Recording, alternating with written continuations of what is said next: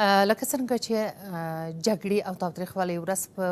ډېرېدو دي او له ملکي وګړو تلفات اخلي. په کندهار کې بیا یو ځل د جګړې قربانیانو شمېر زیات شوی دی. دا چې څومره دغه شمېر کې زیاتوالی راغلی، جګړې ښې لخوا ولې د خلکو ژوند ته پاملرنه کوي، هغه مسایل دي چې پرې باندې بحث لرو. لال ګل لال د افغانستان د بشري حقونو سازمان مشر همداشي په سکایپ له لاره سره دي. بحث ته له ده سره ادامه ورکوو. لال صاحب سلام، استودیو بحث ته ډېر ښه راغلاست. لال صاحب غږ مې اورئ؟ غږ دې اورم، زما غږ اورئ؟ سلامت، و غږ مو اورو، ډېر ښه راغلاست بحث ته. لال صاحب د 2014 کال له پیل څخه تر اوسه دغه د ملکي وګړو په تلفاتو کې څومره زیاتوالی راغلی د تیر کال په پرتله، البته 1999 کال په پرتله؟ د ملګرو ملتونو د راپورونو په اساس باندې تقریبا 15 سلنه 10 نه تر 15 سلنو پورې د ملکي تلفاتو په مرګ ژوبله کې اضافه راغلی دی. خو کله چې هغه د 3 میاشتو راپور خپور کړ، دا د اوس دې ورځو کې به هغه د 3 میاشتو راپور بیا خپروي. خو زه فکر کوم چې دا د ملکي مرګ ژوبلې په تلفاتو کې د دې نه ډېر زیاتوالی راغلی دی. ممکن دغه 45 نه 50% پورې رسیږي په خواشینۍ سره. لال صاحب، عاملین یې څوک دي او عوامل یې څه په ګوته کولی شي؟ عوامل خو واضح دي چې جګړه ده او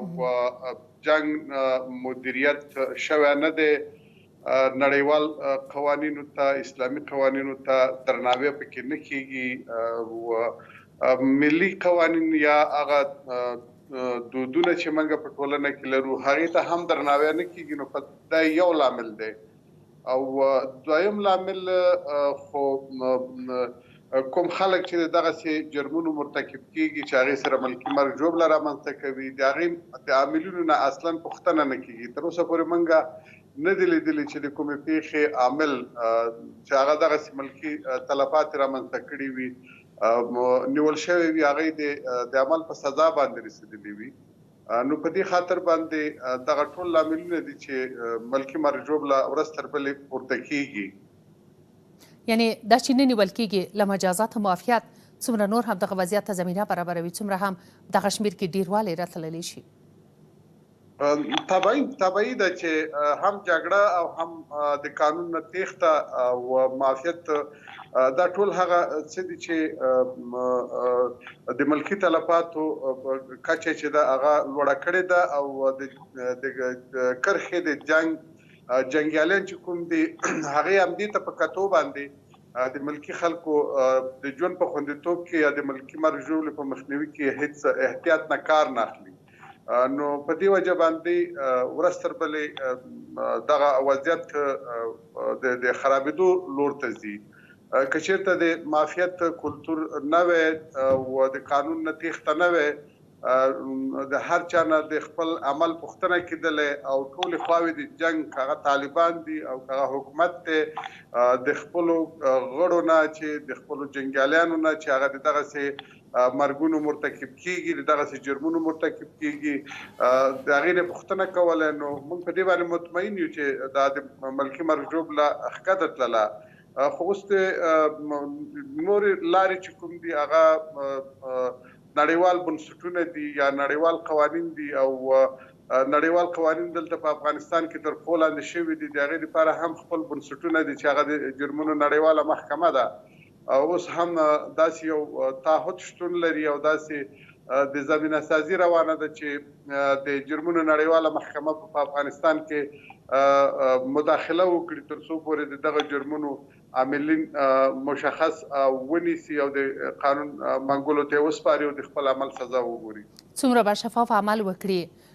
هغه څوک چې مثلا د دغه محکمې غړیتوب نه لري، واقعا هغوی به همهلته محاکمه شي او د هغوی دوسیې به هلته وڅېړل شي؟ طبعا دلته د روم اساسنامه وایي چې که د روم د اساسنامې د غړي هیواد کې کوم درېمګړي هیواد پوځونو د جنگي جرمونو مرتکب شول او په جنگي جرمونو باندې تورن شول، د دې محکمې په صلاحیت کې راځي چې هغه پوځونه او یا هغه د دریم ملک د هیواد د فوزونو ونیسي او د عمل په سزا باندې ورسوي. دا بالکل د دوی په صلاحیت کې ده. او یو بل خبره ده چې په ځینو وختونو کې وایي چې د زورورو په بره باندې دي، لکه تر اوسه پورې د امریکا متحده ایالات چې کوم دي هغه د دغه محکمې پریکړو ته احترام نه دی کړی او نه یې کوي. موږ وکتل چې په 2020 کال او په 2019 کالونو کې خصوصا چې په 2020 کال د مارچ په 15 باندې د دغه محکمې تصمیم ونیول او خپل څارنوالۍ ته اجازه ورکړله چې دوی افغانستان کې مداخله وکړي او د جنگي جرمونو پیښې وڅېړي. په دغه وخت کې د امریکا د متحده ایالاتو د خوا نه د دې په مقابل کې جدي غبرګون وښودل شو او حتی په ځینو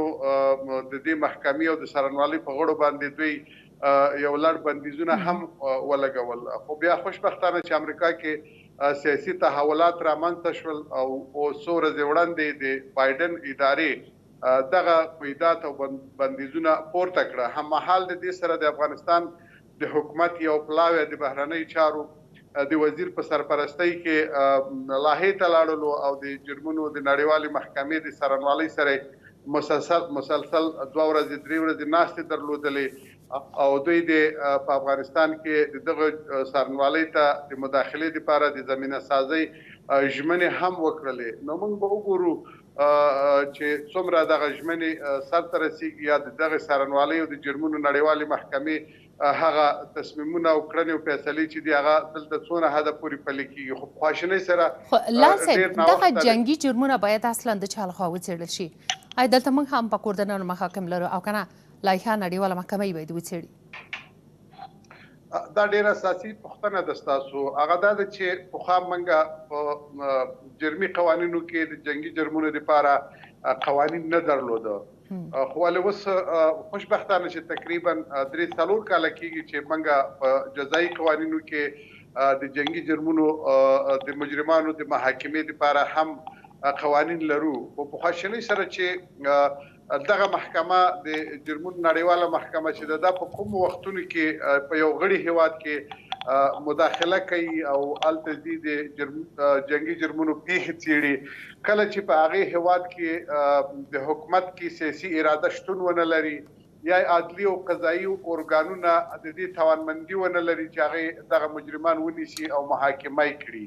او ځینې لاملونه نور هم دي. نو زه فکر کوم چې دلته همدغسې یو ستونزه شتون لري. نو په دې خاطر باندې دوی په دې باندې نه دي توانېدلي. البته په ځینو وړو پیښو کې دوی کار کړی دی چې هغه ډېرې مشخصې او ډېرې کمې پیښې دي، د ټیټې کچې پیښې دي. هغه پیښې چې د هغې سره په دستجمي توګه باندې خلک ملکي خلک مرګ ژوبله رامنځته کړې ده یا ملکي خلکو ته درانه د مال زیانونه اړولي دي، هغسې پیښې یا د جنګ د قربانیانو چې کومه غوښتنه ده په هغه ډول باندې تر اوسه پورې دغو غوښتنو ته ځواب نه دی ویل شوی. نو اړینه هم دا شوله چې باید د جنګي جرمونو محکمه دلته مداخله وکړي. د هغې مداخله او زموږ د عدلي او قضایي ارګانونو ترمنځ یو لوی واټن لیدل کېږي. زما په اند باندې د هغې مداخله په مخکې په د سر د وخت نه ضروري وه. په همغه وخت کې موږ په دې باندې غږ وکړلو، په حکومت باندې، په دغه محکمه باندې او په ټولو ښکېلو خواو باندې مو غږ وکړ چې د دغې محکمې د مداخلې لپاره زمینه سازي وکړي. که چېرته نړیوال دغه ټولنه شتون ولري او نړیوال قوانین شتون ولري او نړیوال عدالت شتون ولري او په نړۍ کې د قانون حاکمیت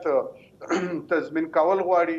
نو طبیعي ده چې دلته په افغانستان کې چې د تېرو 43 کلونو نه کومې ناخوالې دي او کوم جنګي جرمونه رامنځته شوي دي،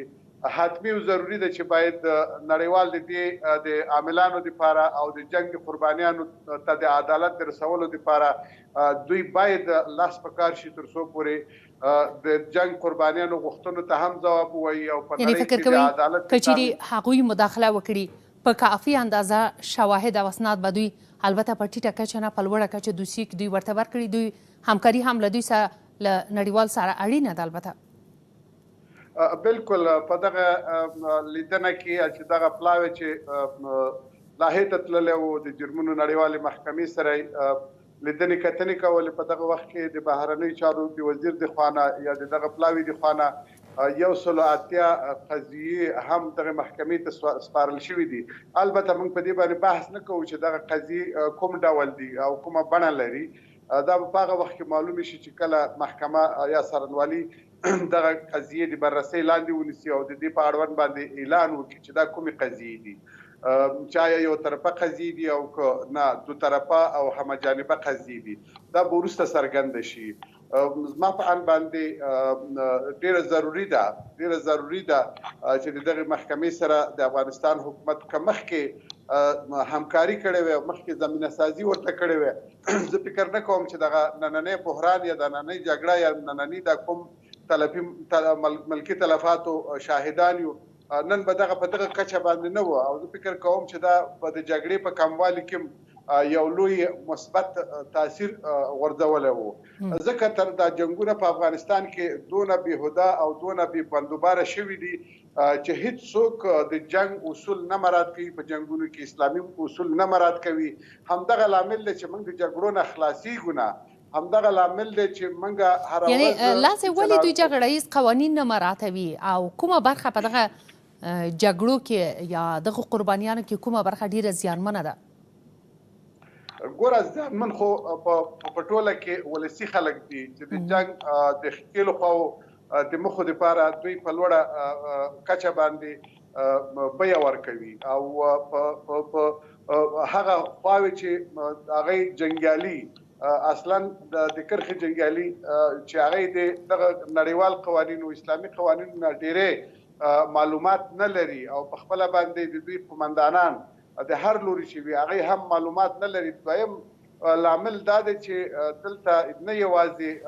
دوه ډلې دي چې هغه طالب دی او یا حکومت دی، بلکې دلته نورې ډېرې نړیوالې ترهګرې ډلې دي او دلته استخباراتي کړۍ دي. افغانستان د نیابتي جګړې ډګر ګرځېدلی دی. نو دلته هر څه شوني دي او داسې مشبورې تاسو وګورئ چې ډېرې پېښې کېږي. یعنې لا صاحب دلته بیا ډېر مسؤلیت چاته ورګرځي؟ مثلا ډېرې ځلې دوی د استوګنځایونو څخه د خلکو له کورونو څخه د سنګرونو په توګه کار اخلي. فکر نه کوي چې د دوی په دغه باندې فکر باید وکړي یا غوښتنه باید ترې وشي چې د استوګنځایونو څخه دغه جګړه را بهر کړي یا مثلا د خلکو له کورونو څخه د سنګر په توګه استفاده ونه کړي؟ دلته ګوره زیات مسؤلیت چې کوم دی هغه دوه خواو ته ورګرځي چې هغه یو حکومت دی او بل طالبان دي. هغه نړیوالې ترهګرې ډلې یا استخباراتي کړۍ چې د نیابتي جګړې ته زور ورکړی دی او ګرمه کړې ده، هغې نه موږ ګیله هم نه لرو، ځکه د هغې هدف هم همدا دی چې افغان ووژني، د افغان کور وران کړي، د افغان ملي شتمنۍ ویجاړې کړي. خو خبره دا ده چې دغه دوه خواوې چې کومې افغاني خواوې دي او دغه دوه خواوې عمده د افغانانو د نمایندګۍ او د امنیت دعوی کوي. دا دوه خواوې تر هغه پورې چې دوی جګړه بس کړې نه وي او اوربندې نه وي کړی او دوی د سولې سیاسي خبرو ته راګرځېدلي نه وي، نو زه فکر نه کوم چې موږ د دغه غمیزو نه انساني غمیزو نه نجات پیدا کړو. نو زما په اند باندې دغه دوه خواوې مهمې دي. خو په دې کې بیا هم موږ ګورو چې حکومت وخت په وخت باندې په طالبانو باندې غږ کوي چې اوربند وکړي او د سولې سیاسي خبرو ته راوګرځېږي. تر اوسه پورې طالبانو په دې اړوند باندې مثبت ځواب نه دی ورکړی او دغه غوښتنه نه یوازې د حکومت ده بلکې دغه غوښتنه زموږ هم ده، د ولس هم ده، د نړیوالو هم ده. ځکه جګړه د ځان سره ناوړه پایلې لري او جګړه د ځان سره بدبختۍ لري. سوله ده چې هغه د جګړې او د دغه بدبختیو ځای نیسي. او موږ ګورو چې نن جګړه څومره ګرمه شوې، نه یوازې دا چې موږ ملکي تلفات ورکوو بلکې زموږ ملي شتمنۍ ویجاړېږي. زموږ د کور دننه تر اوسه پورې 4.7 میلیونه خلک په کور دننه مهاجر شوي دي او هغوی ډېر د بد حالت سره لاس په ګریوان دي، پوشاک نه لري، خوراک نه لري، د استوګنې ځایونه نه لري، در په در دي او یو بد حالت کې ژوند کوي. د دې سره په خوا کې د فقر کچه چې دا 90 سالونو ته رسېدلې ده، 19 میلیونه خلک مو د خوړو عاجلو خوړو ته ضرورت لري او همدغسې کرونا یو بله وبا ده چې هره ورځ د انسانانو ژوند اخلي او بیکاری یو بل لامل دی چې دلته په هیواد کې نن سبا ډېر قوي زور لګولی دی. نو دا ټول هغه لاملونه دي که جګړه دوام کوي نه یوازې ملکي تلفات په د جنگ د ښکېلو د خوا نه رامنځته کیږي بلکې که دغه وضعیت دوام کوي د دې ضرورت نشته دی چې اوس لا صاحب پوښتنه همدا ده که چیرې دغه بهیر دوام کوي یا دغه وضعیت دوام کوي څومره نور هم اندېښنې زیاتې کړي دي چې څه ډول تدابیر باید ورته ونیول شي څومره نور هم خلک زیان ویني تر کومه دغه قرباني به ورکوي. یو خو د دې د ملکي خلکو د مرګ ژوبلې د مخنیوي لپاره د جنگ مدیریت دی هغه په دې معنا باندې چې د جنگ ښې خواوې اسلامي قوانینو ته او د بشرپالنې نړیوالو قوانینو ته درناوی وکړي او هرگز ملکی او د جنگ نړیوال قانون چې ورته وایي همدغه د بشرپالنې نړیوال قوانین تر څو پورې دا کار نه وي شوی بیا به هم د ملکي مرګ ژوبلې کچه په همدغه ډول باندې روانه وي او د بلې خوا نه چې جګړه د پای ټکی پیدا نه کړي او یا موږ د جګړې عوامل یا ریښې چې دي هغه هم لټولې نه وي او هغه هم له منځه وړي نه وي بیا هم فکر نه کوم چې جګړه خو طبعا جګړه کې خو ګلان نه ویشل کېږي جګړه کې حتما انسانان ضایع کېږي کورونه او ملي شتمنۍ ویجاړېږي. نو جګړه د جګړې د لارې چې کومې مسایل حل شوي دي هغه هم موقتي دي. که موږ د افغانستان په 43 کلن یا 42 کلن تاریخ ته لاړ شو دلته د زور حکومتونه ډېرې وخت شوي دي خو د زور د حکومتونو پایلې چې کوم دي هغه هم موږ تجربه کړي دي چې ډېرې بدې پایلې د ځان سره درلودلې. که هر لوری د جګړې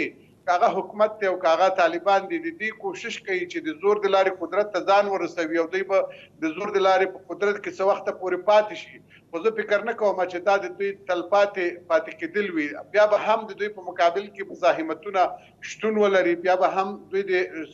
رنګارنګ ستونزو او مشکلاتو سره لاس په ګریوان وي. نو موږ په ټولو ښکلو خواو غږ کوو چې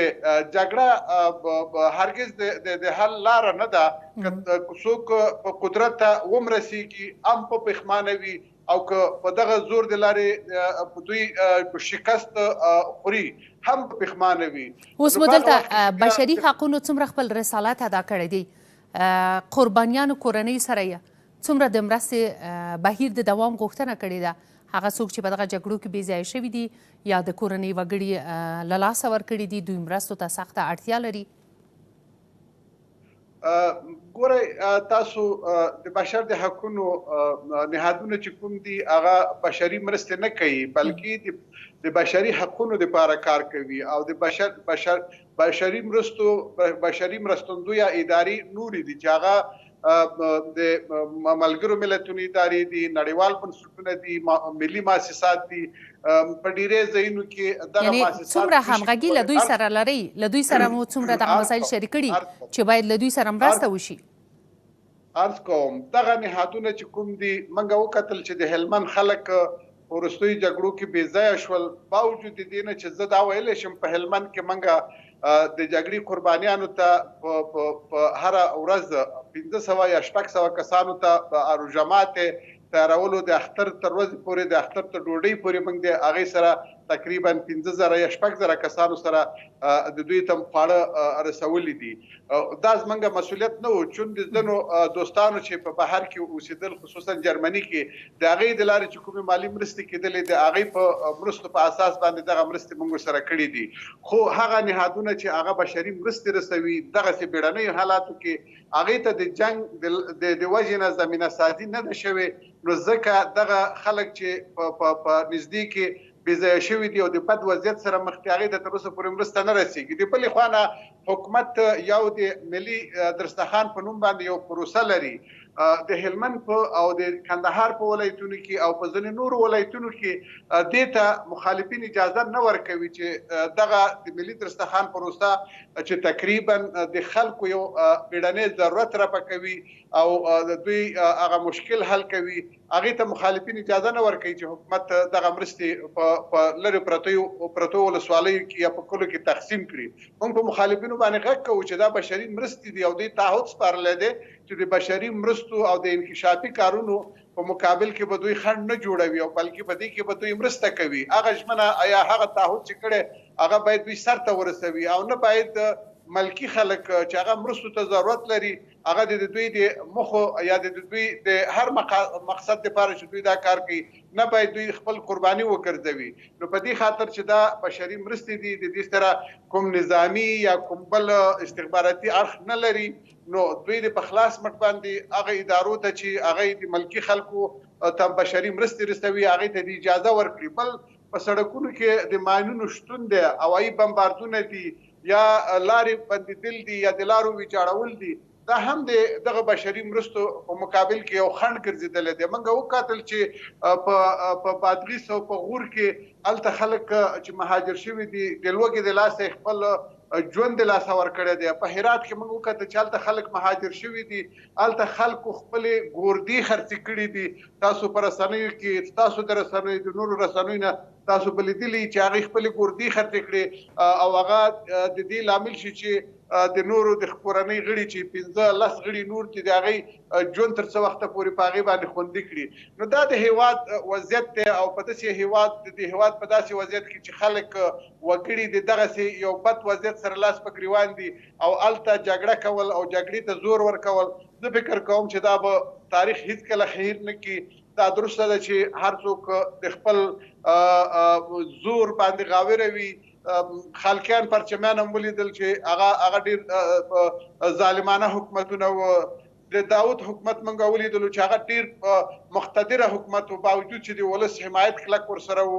او د هغې نه وروسته د مجاهدینو حکومت، بیا د طالبانو دور، بیا د دغه حکومت دور چې تقریبا 48 ملکونه په خوا کې ولاړ دي. دا ټول هر څه موږ تجربه کړه، خو بیا هم زموږ عقل کار نه کوي او موږ د دغه ترخو تجربو د دغه لوړو جوړو خوږو ترخو نه موږ هیڅکله زده کړه ونه کړله.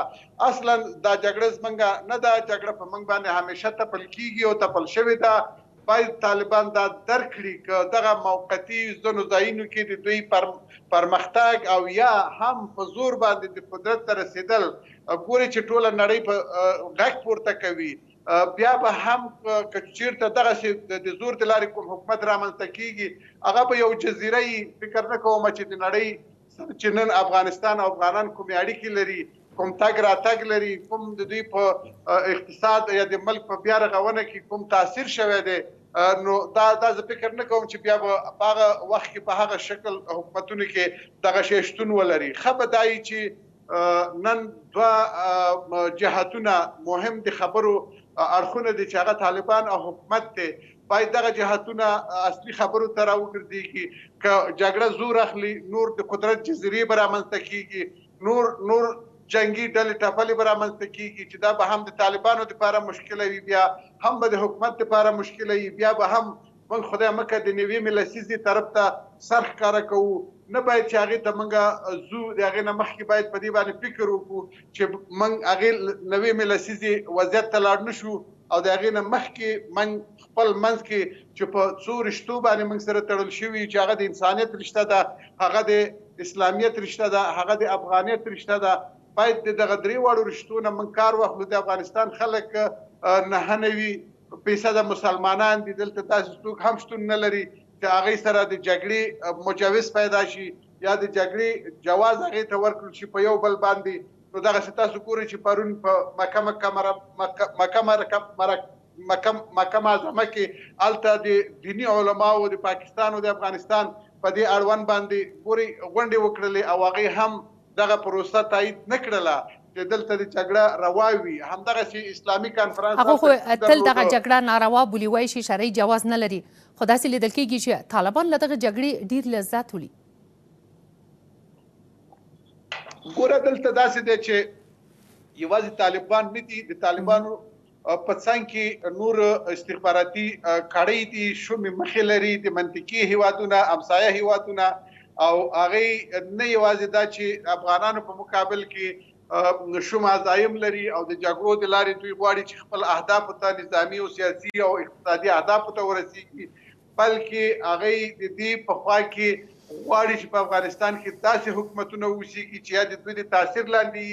یا دومره ضعیف حکومتونه وي چې هغې سره موږ کومې جغرافیایي یا سیاسي او اقتصادي ستونزې لرو او دا ستراتیژیک ستونزې دي هغې نه غواړي چې داسې حکومت چې د دغو ستونزو د حل لپاره یا د دوی په مقابل کې د دغو ستونزو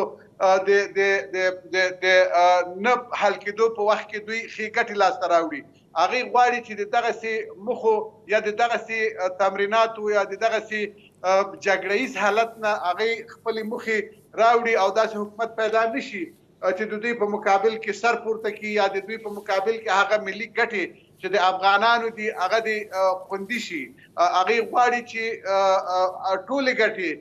منځرما ټول زما په دغه شکل باندې دوی دغه ګټې لاسته راوړي.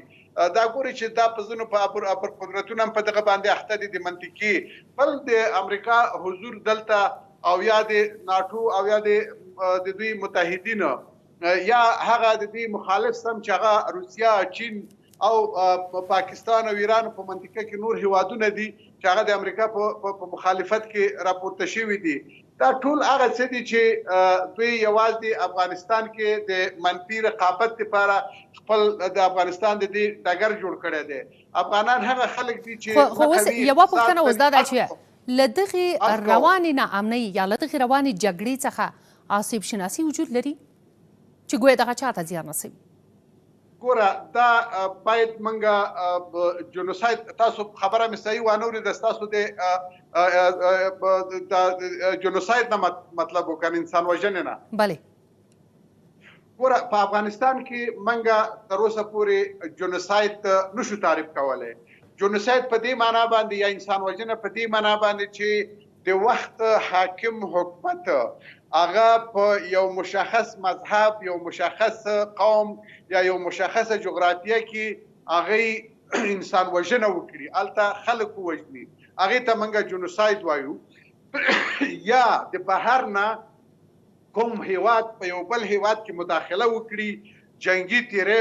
تجاوز وکړي او د هغه تجاوز په نتیجه کې هلته یو مشخص قوم یا یو مشخص مذهب پیروان په نښه کړي او د هغې نسل وژنه وکړي هغې ته جنوساید ویل کېږي. په افغانستان کې د دغې بدمرغه جګړې ټول افغانان قرباني دي. موږ دې ته جنګي جنایات ویلی شو جنګي جرمونه ویلی شو ولې انسان وژنه که ورته وایو نو انسان وژنه په دې معنا باندې چې د افغانانو انسان وژنه ده. دلته یو قوم یا د یو سمت خلک یا د یو مذهب خلکو ته په دغه وخت کې موږ انسان وژنه یا جنوساید نشو ویلی. دا په دې معنا باندې که چیرته یو قوم بیا هم موږ دې ته په هغه صورت کې ویلی شو چې یو قوم د دې جګړې بدمرغه جګړې قرباني وي او نور قومونه یا نور ملیتونه یا د نورو مذاهبو خلک د دې جګړې قرباني شوي نه وي نو بیا موږ دې ته انسان وژنه یا جنوساید ویلی شو. خو موږ ګورو چې په افغانستان کې دغه غټ قومونه چې کوم دي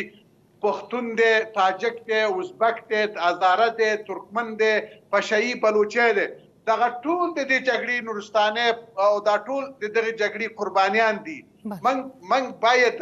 دې ته په ملي شعار باندې دغه انسان وژنه یا افغان وژنه بدرګه کړو او نړۍ ته ورسوو تر څو پورې د هغه نیابتي جګړې